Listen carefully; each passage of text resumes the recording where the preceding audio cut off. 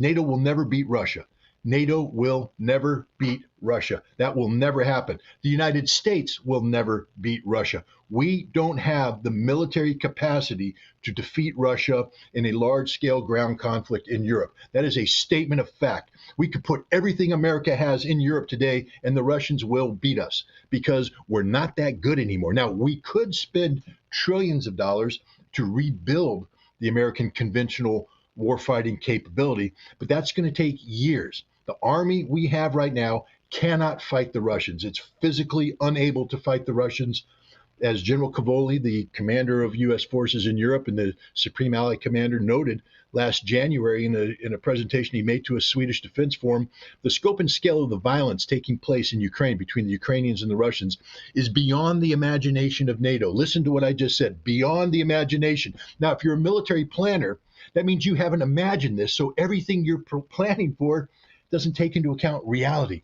You don't have the firepower necessary. You don't have the force structure necessary. You don't have the tactics. You don't have the equipment. You don't have anything necessary to fight that conflict. And that's the state of play with NATO forces today. They spent the last 20 years preparing to do nation building in Afghanistan, low intensity conflict around the world, limited military peacekeeping missions in Europe. The last thing NATO has been preparing to do is put 120,000 men across the border to carry out large-scale ground combat against a peer-level force who is combat hardened and has been doing this for 15 months, is more prepared than they are. NATO can't do this, and yet van der Leyen, Stoltenberg, and others continue to pretend as if NATO has this capacity. They don't. NATO is bankrupt. They're bankrupt in terms of their training, their capacity. They've given all their weapons away to Ukraine. That's been burned up.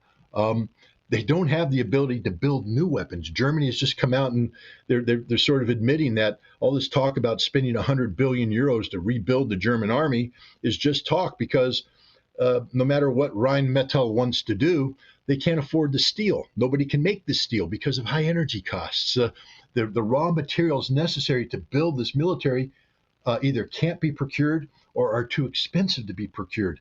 And that's all of Europe is in that situation. So this notion of a rebuilt NATO army, et cetera, or in America, find a defense contractor right now that's prepared to do the short-term contracting necessary to produce the weapons that Ukraine needs. They won't. Why? Because their job isn't to create an American or a global defense capable of standing up to Russians. Their job is to make money.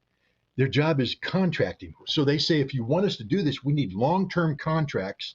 So we produce enough equipment so that the profit margin is sufficient to make our investors and our board members happy. Russia doesn't have that problem. When Putin and the Russian leadership say, we need you to do X, Y, and Z, the Russian defense industry says, yep, we're doing it because they work for the state. They actually care about the defense of the state. Lockheed Martin and Raytheon don't give a rat's ass, excuse my language, about the defense of America. They only care about the bottom line. And right now, they are saying, we're not going to do the short-term contracting that you want us to do to meet the supply requirements for Ukraine. We need longer-term contracts, but that's very expensive. And now we run into budget issues because Congress has to weigh in on that. And now we get a debate within Congress about whether or not this is the right thing to do.